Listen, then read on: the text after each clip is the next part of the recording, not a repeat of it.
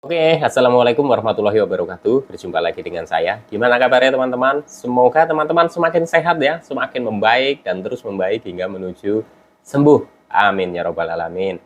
Kembali lagi saya sampaikan, saya bukanlah dokter, bukan ahli medis, bukan ahli hipnoterapi, bukan ahli obat-obatan ya. Saya hanya orang yang pernah menderita gangguan asam lambung, GERD, dan anxiety yang begitu banyak sensasinya ya teman-teman, baik di fisik maupun di psikis ya teman-teman. Kali ini saya mau mencoba berbagi pengalaman saya ya. Saya akan bagikan ya teman-teman, semoga apa yang saya bagikan ini bermanfaat buat teman-teman ya dalam menghadapi gangguan asam lambung, GERD, dan anxiety. Semoga saja bisa memotivasi teman-teman juga dalam menghadapinya ya, tetap semangat gitu ya teman-teman ya. Dan untuk topiknya kali ini masih berhubungan dengan pertanyaan dari teman-teman ya. Salah satunya adalah pertanyaan sensasi fisik ya. Yang saya sebutkan sensasi fisik itu kan bermacam-macam ya. Saya rangkum saja sensasi fisik banyak sekali ya teman-teman ya. Pokoknya sensasi fisik dari tenggorokan mengganjal, perut tidak nyaman, kembung, begah, terus nyeri dada, nafas pendek, terus tenaganya ngos-ngosan gitu ya teman-teman ya. Terus apalagi itu banyak sekali ya, mau di pinggang, di perut, pokoknya banyak sekali sensasi-sensasi fisik ya teman-teman. Dan ada juga sensasi psikisnya ya. Dan menurut saya ya teman-teman, ini semua itu berkaitan ya. Ini menurut saya ya teman-teman, kembali lagi saya sampaikan ya di sini, jangan salah paham. Ini menurut saya ya, berdasarkan pengalaman saya. Jadi untuk penderita gangguan asam lambung ya, GERD ya, dan anxiety, mungkin untuk penderita gangguan asam lambung saja ya, pemulihannya kemungkinan itu akan bisa lebih cepat ya. Beda dengan penderita gangguan asam lambung, GERD, yang sudah disertai dengan kecemasan berlebih atau gangguan kecemasan atau anxiety, bahkan psikosomatis ya teman-teman. Ini memang butuh waktu dan butuh proses. Teman-teman sedikit demi sedikit coba pahami, karena saya dulu pun seperti itu ya. Awal mulanya kebingungan, saking jengkelnya, saking pusingnya, selalu bertanya-tanya kenapa, ada apa dengan saya, sebenarnya apa yang terjadi dengan saya. Pasti teman-teman juga merasakan itu ya. Saya dulu merasakan seperti itu ya. Jadi sensasi fisik sering muncul, sensasi fisik sering muncul, muncul ini, besok muncul itu lagi, berganti-ganti terus seperti itu ya teman-teman. Dan pada saat muncul sensasi itu ya, yang paling dirisaukan adalah pada saat muncul sensasi, kecemasan kita itu semakin tinggi dan terus tinggi ya. Dan itu jadi memicu sensasi psikis ya. Jadi akhirnya kita itu takut ya, semua serba takut, serba khawatir ya teman-teman ya. Itu yang saya rasakan dulu ya. Kenapa? Karena ini memang berkaitan ya teman-teman, berkaitan. Jadi untuk teman-teman, teman-teman mau mulai dari mana dulu? Kalau saya dulu adalah memulai dari bagaimana saya meredakan sensasi fisiknya ya teman-teman, karena saya dulu periksa ke dokter ya. Yang pernah saya ceritakan berulang-ulang ya teman-teman, sebelumnya ya, di tahun pertama itu ganti dokter, ganti dokter, ganti dokter, ganti dokter, karena saya berharapnya itu lekas pulih atau lekas sembuh dengan minum obat, sembuh dengan minum ini, sembuh, atau dokter yang lebih bagus lagi dengan resepnya mungkin berbeda gitu ya. Saya harapannya sembuh-sembuh, tapi ternyata memang tidak ada kemajuan yang signifikan ya teman-teman ya. Dan akhirnya saya memutuskan coba ya, saya memang rutinkan untuk berobat ya. Waktu itu ke dokter spesialis dalam, saya dikasih petunjuk, saya dikasih arahan ya teman-teman ya, saya dikasih saran ya, pokoknya saya telatenin waktu itu ya.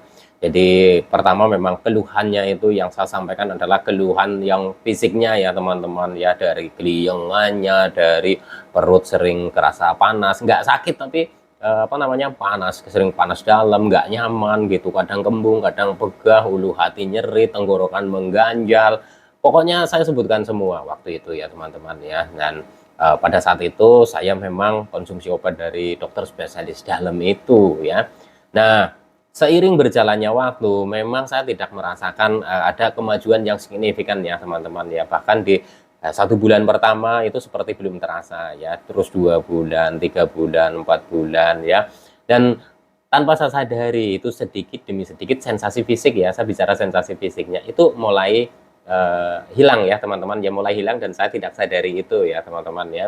Sampai dengan saya rutin terus, sampai dengan sensasi fisiknya sudah banyak yang hilang ya teman-teman, sudah banyak yang hilang. Nah, di sini mungkin teman-teman juga punya pengalaman yang sama, teman-teman itu berobat ke dokter, terus tidak ada kemajuan ya, terus teman-teman ganti lagi dokter ya, berobat lagi, tidak ada kemajuan lagi, terus teman-teman terus berobat ke ini, berobat ke sana, terus ya pokoknya dengan metode-metode pengobatan-pengobatan alternatif mungkin ya teman-teman juga sudah coba, tapi teman-teman juga belum ada perbaikan ya. Kalau menurut saya dengan berdasarkan pengalaman yang pernah saya alami, coba teman-teman fokuskan dulu ya. Kalau memang teman-teman masih berobat ke dokter, coba ikutin saja arahannya ya atau sarannya ya teman-teman ya. Memang untuk penderita gangguan asam lambung, GERD dan anxiety yang disertai kecemasan, kembali lagi saya sampaikan ini butuh proses, butuh waktu ya teman-teman ya. Nanti ketika teman-teman sudah merasakan sensasi datang, muncul, hilang, muncul lagi, datang lagi, kita seperti ada kebosanan ya menghadapi sensasi seperti itu ya. Ketika kita sudah mulai bosan dengan sensasi-sensasi yang muncul, dengan dibarengi dengan ketakutan-ketakutan kita, kecemasan-kecemasan kita, kekhawatiran-khawatiran kita akan penyakit yang bahaya yang kita derita gitu kan, berpikirnya seperti itu ya, tentang apa namanya takut ya, pokoknya segalanya takut lah, segalanya itu khawatir ya teman-teman ya. Itu nanti juga akan berangsur-angsur membaik ketika teman-teman itu sensasi fisiknya itu sedikit demi sedikit mulai hilang ya, bukan berarti langsung hilang semua, bukan ya teman-teman. Yang saya alami itu sensasi fisiknya ya, sensasi fisiknya itu mulai hilang sedikit demi sedikit, terus kecemasannya itu mulai menurun ya teman-teman ya, sampai dengan ketika saya sudah memutuskan untuk berhenti ke dokter itu ya, kecemasannya saya sebenarnya belum hilang ya, belum hilang sepenuhnya gitu, belum ya teman-teman ya. Tapi pada saat itu saya sudah punya apa ya, semacam kepercayaan diri ya teman-teman, bahwa gangguan asam lambung GERD saya yang ada gangguan di fisiknya ya, ada iritasi atau radang ya, ada GERD gitu ya, saya yakin ini saya sudah membaik ya teman-teman, dan saya tinggal penyesuaian atau tinggal pemulihan, dan bagaimana saya harus menjaga pikiran saya supaya tidak terlalu ruwet untuk memikirkan masalah-masalah atau memikirkan sesuatu hal yang belum terjadi, sudah saya pikirkan dulu gitu ya. Saya lebih apa namanya, mengurangi beban pikiran saya, dan dari situlah sedikit demi sedikit mulai terkendali ya teman-teman. Ketika kita sudah bisa mengendalikan atau kita sudah mulai belajar mengendalikan apa yang kita rasakan, baik sensasi fisik yang muncul ya teman-teman, contoh kok kita sudah sensasi ini sudah hilang, sudah tidak muncul, kok muncul lagi, kita itu masih tetap tenang ya, kita tinggal amati saja. Oh ya, ini muncul lagi ya, kenapa ya? Oh, apa karena saya salah makan ya? Oh, atau saya tadi malam kurang tidur, atau kemarin terlalu kecapean, tinggal amati seperti itu ya teman-teman. Itu yang saya lakukan, itu seperti itu ya teman-teman ya. Dan untuk sensasi psikisnya ya teman-teman, takut ini, takut itu, takut kabar duka gitu ya, apalagi dengar kabar orang meninggal karena gangguan ini gitu ya, itu sedikit demi sedikit ya teman-teman, sedikit demi sedikit itu juga nanti akan membaik ya teman-teman ya, akan membaik seiring berjalannya waktu. Teman-teman bisa mengendalikan dan teman-teman itu semakin percaya diri, insya Allah nanti perkembangannya akan lebih cepat ya. Jadi ketika teman-teman masih merasa takut, merasa khawatir gitu ya dengan kabar atau dengan mitos-mitos gitu ya, contoh misalkan dengar burung, suara burung gitu ya, suara burung mitos gitu ya teman-teman ya, pertanda ini pertanda itu gitu ya, dengan apa namanya kita dengar kabar duka gitu ya, atau kita dengar kabar orang sakit, itu kan perasaan kita itu masih sensitif ya teman-teman, dan disinilah kita perlu menyesuaikan. Jadi ketika ada dengar kabar seperti itu, kita kembalikan lagi ke diri kita ya teman-teman, bahwa saya jangan sampai ikuti pikiran ini gitu ya teman-teman, dan ini memang tidak instan, ini perlu proses, ini perlu berlatih ya teman-teman. Jadi bukan hanya sekedar cuek saja ya, menurut saya ya teman-teman ya, karena bisa cuek pun itu butuh proses ya, itu menurut saya juga seperti itu ya teman-teman ya. Saya bisa cuek ketika sensasi nyolek gitu ya, itu butuh proses, tidak instan begitu. Ada yang ngasih saran udah cuek saja gitu ya teman-teman ya, saya langsung bisa menerapkan itu ya, tidak ya teman-teman ya, saya itu juga belajar, saya itu juga berlatih ya teman-teman, bagaimana sih saya bisa cuek gitu ya. Tentunya ketika kita itu sudah sedikit demi sedikit sensasi itu sudah mulai berkurang, mulai hilang gitu ya. Saya bisa belajar cuek menghadapi colekan sensasi itu ya. Ya ketika saya itu merasakan sensasinya itu sudah tidak seintens yang awal-awal ya. Pada saat awal-awal berapa banyak orang pun apa namanya menasehati saya ya untuk belajar cuek, udah nggak usah dipikirin, tetap saja nggak bisa saya ya teman-teman ya, tetap saya nggak bisa. Maka dari itu saya fokuskan, oh iya ini kenapa nih saya sering panas dalam ya, oh mungkin pola makannya saya yang masih kurang baik gitu ya teman-teman. Oh ini kenapa kok saya sering kembung, kok saya sering begah, oh iya mungkin ada makanan-makanan yang mungkin belum cocok buat saya, karena saya takut nanti saya itu kurus terus makan tanpa dipantang gitu ya. Kalau saya dulu saya amati dari situ ya teman-teman ya. Jadi ketika sensasi fisik sudah mulai berkurang dan itu meyakinkan saya bahwa oh iya gangguan ini bisa sembuh gitu ya teman-teman ya. Kalaupun ada muncul sensasi lagi ya, itu saya sudah bisa cuek. Nah, cuek ini butuh proses ya teman-teman ya. Jadi bukan hanya sekedar udah cuek saja gitu. Coba teman-teman, dalam kondisi teman-teman masih banyak sensasinya, ketika ada orang lain mengatakan udah cuek saja, nggak usah dipikirkan ya. Pas pada saat awal-awal terkena gangguan ini, pasti teman-teman juga nggak bisa langsung gitu ya. Ini butuh proses ya teman-teman. Kalau pengalaman saya itu dulu itu begitu ya teman-teman ya, nggak bisa langsung, berproses, berlatih ya teman-teman ya. Makanya sekarang kalau ada saran cuek saja dengan sensasi yang muncul gitu ya teman-teman, coba amati ya. Ketika teman-teman itu mau belajar cuek gitu ya, itu harus berlatih gitu ya. Jadi ketika teman-teman, contoh misalkan nih ya, teman-teman itu sudah hilang ya sensasi yang dirasakan, contoh misalkan dada itu apa namanya panas, terus ulu hati mengganjal gitu ya, terus apa namanya tenggorokan itu nggak nyaman atau perut kembung begah, sensasi itu sudah hilang ya. Ketika sensasi itu sudah hilang, terus itu muncul lagi. Nah, belajar cueknya dari situ ya teman-teman. Kemarin saya juga pernah seperti ini.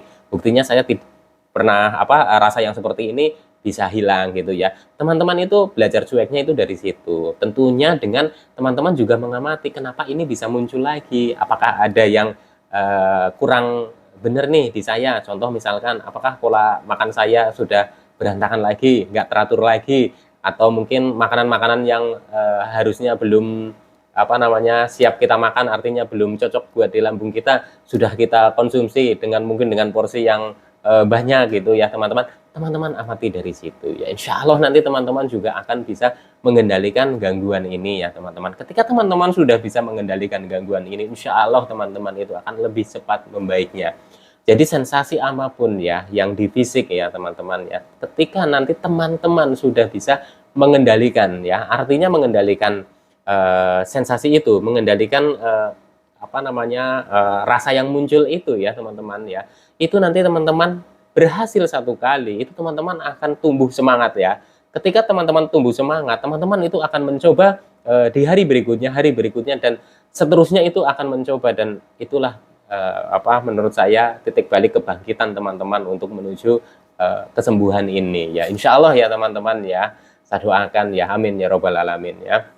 Jadi nanti sensasi psikisnya juga akan mengikuti ya, insya Allah juga akan mengikuti ya. Karena apa teman-teman ya, ketika kecemasan kita ya karena kita merasakan sensasi terus cemas gitu ya, kalau sensasi di fisiknya itu kita sudah mulai berkurang, otomatis kan kecemasannya juga akan berkurang, walaupun tidak langsung gitu ya. Dan ada sensasi-sensasi yang membandel, contoh keliengan, sempoyongan. Saya pun dulu pernah mengalaminya teman-teman ya, lama ya teman-teman, untuk sempoyongan, keliengan, badan kayak mau ambruk, tenaga nggak ada, lemes, pinginnya rebahan, aktivitas sedikit sudah sempoyongan, kayak mau jatuh, pinginnya duduk lagi, atau rebahan lagi. Itu saya dulu juga mengalaminya seperti itu ya teman-teman. Tapi semakin kita turutin, semakin kita ikutin ya zona nyaman itu, kita itu akan apa namanya, menurut saya itu akan lambat ya, pemulihannya. Karena apa teman-teman, kita selalu di apa namanya, di area yang nyaman saja. Kita tidak berlatih ke, oh coba yang kita takutkan, saya mau ke sana, tapi nanti saya takut ambruk, nanti saya takut jatuh, nanti kalau ini gimana, itu gimana.